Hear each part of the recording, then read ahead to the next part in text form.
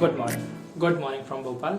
और आज का ये जो वीडियो है, इस वीडियो में बात होगी कुछ इन्फॉर्मेटिव और ज़रूरी है वो, क्योंकि पिछले कुछ वीडियोस अगर आपने देखे होंगे तो कोविड की कुछ बातें हो रही थी, तो कोविड से ही रिलेटेड कुछ अपडेट्स है जो मुझे लगता है आपको देनी चाहिए।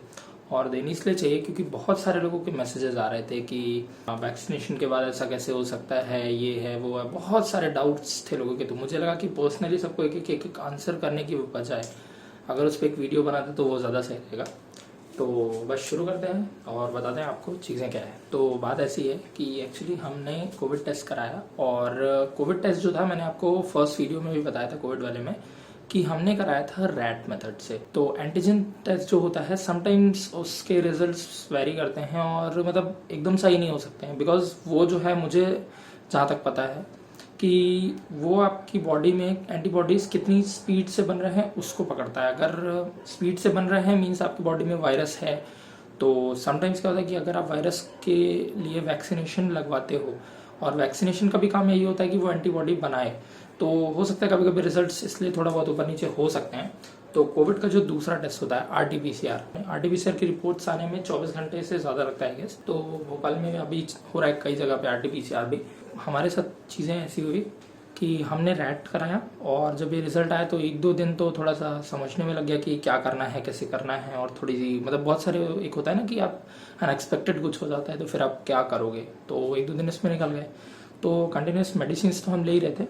तो फिर मुझे ऐसा लगा कि कहीं ना कहीं मुझे ऐसा लगा कि आरटीपीसीआर कराना चाहिए। बट अब 2 से 3 दिन हो चुके हैं, तो फिर मुझे लगा कि डोज कंप्लीट कर लेते हैं एक बार, क्योंकि सच कोई प्रॉब्लम समझ नहीं आ रही थी। लेकिन फिर हमने डोज कंप्लीट किया और आज फाइनली 7 दिन हो गए हैं। उसके साथ साथ रेगुलर हमने कोशिश किया कि धूप में आधे घंटे तो एटलीस्ट बैठें अगर पॉसिबल हो पाए तो बिकॉज क्योंकि मेरे साथ बहुत डाइसी सिचुएशन हो गई थी।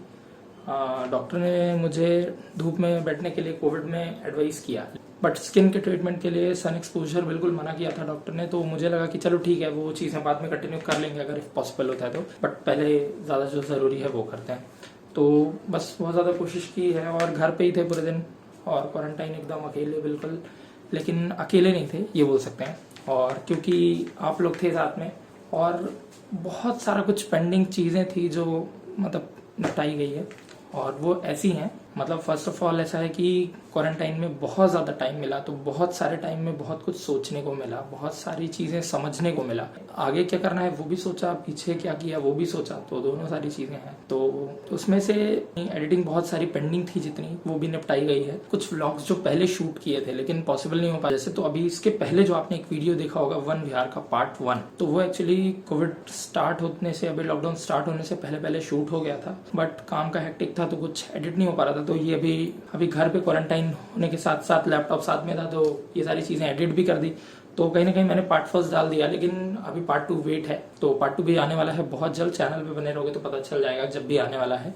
और अगर नहीं देखा तो इसके पहले भी 2 पार्ट आ चुके हैं वन विहार के, तो वो भी देख लेना।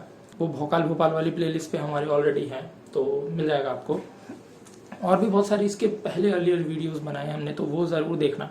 तो इसी के लिए साथ साथ आपको जो इन्फॉर्मेशन देनी है वो ऐसी है, हमने जो एडिटिंग तो निपटा दी काफ़ी सारी चीज़ों की, लेकिन बड़े सारे लोग जो पूछ रहे थे कि मेडिसिन का उनको डाउट्स था, क्या था कैसा था। तो मैं कुछ मेडिसिन जो मैंने ली है, मैं नाम बता रहा हूँ। सबके लिए अलग अलग डोजेस के हिसाब से हो सकते हैं, किसका कोविड किस मतलब रेंज में आ रहा है या किस उस पर आ रहा है, समझ रहे होगे। जो लोग मतलब टेस्ट करा चुके हैं उनको पता होगा किस चीज़ की बात कर रहा हूँ मैं। बड़े सारे लोग मेरे से मैसेजेस करके पूछ रहे थे कि क्या मेडिसिन आप ले रहे हो, कैसी चीज़ें हैं, क्या है।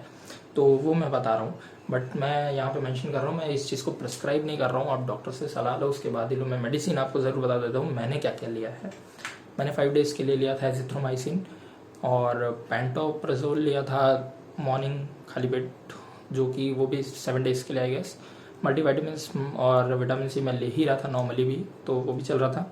साथ में लिवोसिट्रिजिन मोंटेलुकास 1 OD वो भी चल रहा था। तो ऐसे हैं कुछ चीज़ें। और जिंक एक बहुत इंपॉर्टेंट है, जिंक सल्फेट मैं ले रहा था, तो वो चीज़ है।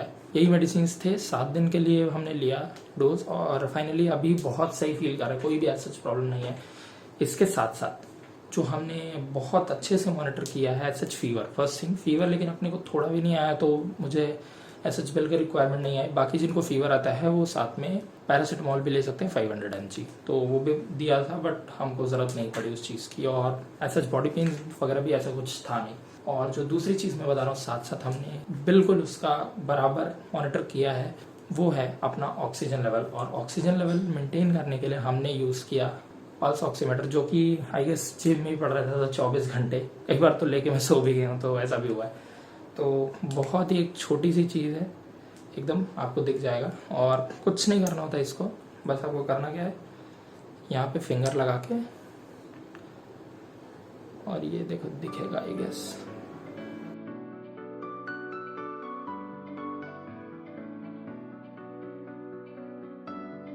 कैमरे में शायद उल्टा दिख रहा होगा बट अभी अपना 98 ऑक्सीजन दिखा रहा है लेवल, और इसमें साथ साथ पल्स भी दिखा था। तो एज सच कोई ऑक्सीजन लेवल भी अपना बिल्कुल डाउन नहीं हुआ, हमेशा 90 के ऊपर ही रहा है, 95 से ऊपर ही रहा है। तो एज सच उसमें भी कोई प्रॉब्लम नहीं है। और अगर आपको लगता है कि आपका ऑक्सीजन लेवल डाउन हो रहा है तो ये आप ले सकते हो, अदरवाइज कोई रिक्वायरमेंट नहीं है सच। तो बस यही सारी चीज़ें हैं। और मेडिसिन जो मैंने बोला है वो आप अपने से मत लेने लगना, नॉर्मली पहले प्रिस्क्राइब अगर कोई डॉक्टर्स करते हैं उसके बाद ही लेना। तो बस ये सारी चीज़ें हैं। और साथ में एक और इम्पॉर्टेंट चीज़ कि आप कोशिश करो कि गर्म पानी में भाप ज़रूर लो, वो बहुत इम्पोर्टेंट है। तो वो नॉर्मली भी ले सकते हो, ऐसे तो उसमें कोई बहुत बड़ी चीज़ है, वो नॉर्मली ले सकते हो। बाकी बस बढ़िया है, खाओ पियो एंजॉय करो, लॉकडाउन एंजॉय करने का है। तो बहुत सारी चीज़ें हैं और बहुत कुछ है जो मतलब वीडियोज़ हैं निकालेंगे अभी धीरे धीरे करके, तो बने रहना चैनल पे। एक चीज़ जो मैं आपको और बताना चाहता हूँ वो है ऐसी कि बहुत सारे लोग पूछ रहे थे वैक्सीनेशन के बाद ऐसा कैसे हो सकता है। तो भाई मैं एक चीज़ आपको ये बताना चाह रहा हूँ कि वैक्सीन जो है आप दोनों डोज लगवा लिया, इसका मतलब ये नहीं कि आप कोविड फ्री हो गए, आपको ज़रूरत नहीं है मास्क नहीं लगाओ, नहीं, बिल्कुल ऐसा नहीं। मेरा कहने का मतलब ऐसा है, पिछले वीडियो में भी बड़े सारे लोग को मतलब कुछ एक बात ऐसी बोली थी जिससे कन्फ्यूजन हो गया होता, तो मैं ये चीज़ अभी क्लियर स्टेट कर दे रहा हूँ दोबारा। है ऐसा कि अगर आप वैक्सीन लगाते हो तो आपको कोविड होने की जो चांसेस हैं वो कम है, लेकिन अगर हो गया तो इफेक्ट भी जो आना है कोविड का, जैसे नॉर्मली जो मैं देख रहा हूँ और सारे लोगों को हुआ है, तो बहुत ज़्यादा इफेक्ट कर रहा है, उनको लंग्स में प्रॉब्लम हो रही है, सांस लेने में प्रॉब्लम हो रही है, बहुत सारे अलग अलग सिम्टम्स दिख रहे हैं। लेकिन अगर आप वैक्सीनेटेड हो तो आपको बहुत मिस्टेक हो जाती है, चीज़ें एकदम बहुत कम सा समझ आता है। तो वैसा कुछ है, तो मतलब इसलिए वैक्सीन ज़रूरी है। इसका मतलब ये नहीं बड़े सारे लोग डरने के बाद कि अरे भैया आपने तो वैक्सीन लगाया था फिर भी आपको हो गया, ऐसा कुछ नहीं है। बहुत नॉर्मल सी चीज़ है और सर्दी खांसी जैसा है। मुझे तो ऐसा लगता है कि मैंने टेस्ट करा लिया इसलिए पॉजिटिव आ गया, और बहुत सारे लोग हैं जो टेस्ट नहीं कराते लेकिन शायद सबको ही पॉजिटिव हैं, क्योंकि जिस हिसाब से लोग यहाँ पे चल रहा है। बट मुझे लगा कि नहीं यार, अपन एटलीस्ट खुद को इफेक्ट हो गए तो वो अलग चीज़ है, लेकिन दूसरों को नहीं करें, तो उस वजह से मुझे लगा टेस्ट कराना चाहिए। अपन ने करा लिया, कोई ऐसी बिल्कुल दिक्कत नहीं है इसमें। हाँ, तो दूसरी जो इम्पोर्टेंट चीज़ मैं आपको बताना चाहता हूँ वो ऐसी है कि मेरे बहुत सारे फ्रेंड्स हैं जो कि अभी भी मेडिकल फील्ड में काम कर रहे हैं। तो कहीं ना कहीं बैरिकेडिंग लॉकडाउन की वजह से सारी जगह ऑलमोस्ट कर दिया गया है, बट कुछ कुछ जगह ऐसी है बैरिकेडिंग करने का वहाँ पे कोई भी सेंस नहीं समझ में आ रहा है। इनफैक्ट वो एक प्रॉब्लम क्रिएट कर रहा है लोगों के लिए, क्योंकि मतलब ओपन है एज सच बैरिकेड्स का मतलब क्या होना चाहिए कि इस जगह से उस जगह आप नहीं जा सको, इस साइड से उस साइड, बट कॉलोनी के थ्रू इधर उधर से लोग को जाना पड़ रहा है, कर रहा है, तो वो एज सच एक बहुत ज़्यादा और प्रॉब्लम क्रिएट कर रहा है। मेरे फ्रेंड्स ने बताया कि ऐसा ऐसा है, अब पता नहीं इसमें कितनी सच्चाई कितनी नहीं, मुझे नहीं मालूम, मैंने अभी तक खुद नहीं देखा है, बट अभी जब टेस्ट के लिए निकलेंगे दोबारा तो बताएंगे आपको, देखेंगे अगर दिखेगा अपने को एज सच ऐसा कुछ तो बिल्कुल। तो लास्ट फाइनल अपडेट है ऐसी कि अब 7 दिन हो गए हैं और मेडिकेशन अपना पूरा कंप्लीट हो गया है और अपन अब बिल्कुल ठीक फील कर रहे हैं, कोई भी ऐसे इश्यूज नहीं है। तो फाइनली अब लास्ट अपने कंक्लूजन पे आते हैं, और कंक्लूजन ये है कि अपने 7 दिन का मेडिकेशन हो गया है पूरा, तो अपने को किसी भी टाइप की कोई भी प्रॉब्लम नहीं समझ में आ रही है। एज सच 14 डेज का क्वारंटाइन उन्होंने लिखा था, बट मुझे ऐसा लगता है कि अपना बहुत ही माइल्ड कोविड का जो भी सिम्टम्स थे या जो भी था, अगर था या नहीं था पहले तो यही क्लियर नहीं अभी, तो मुझे ऐसा लगता है कि अब आई एम फीलिंग बेटर और बहुत जल्दी I just want to come back to my work. और बहुत दिन हो गए यार, तो बस बड़ा अजीब सा लग रहा है, मिस कर रहा है बाकी सारी चीज़ें, तो बहुत ही जल्दी I will be on the track. जैसे ही फटाफट चीज़ें अपने हाथ में होती हैं और सारी चीज़ें कंप्लीट होती हैं तो ज़िंदगी अपने वापस ट्रैक पे आ जाएगी, बिकॉज बड़े दिन से पूरी जो लाइफ साइकिल है वो थोड़ा सा ऊपर नीचे हो गया था, तो हो जाएगी सारी चीज़ें। बस इसी बात के साथ करते हैं वीडियो को क्लोज, और आप लोग अपना ध्यान रखो, हम अपना रखते हैं, मिलते हैं फिर किसी बढ़िया से वीडियो में। Till then bye, take care, have a nice day, bye bye.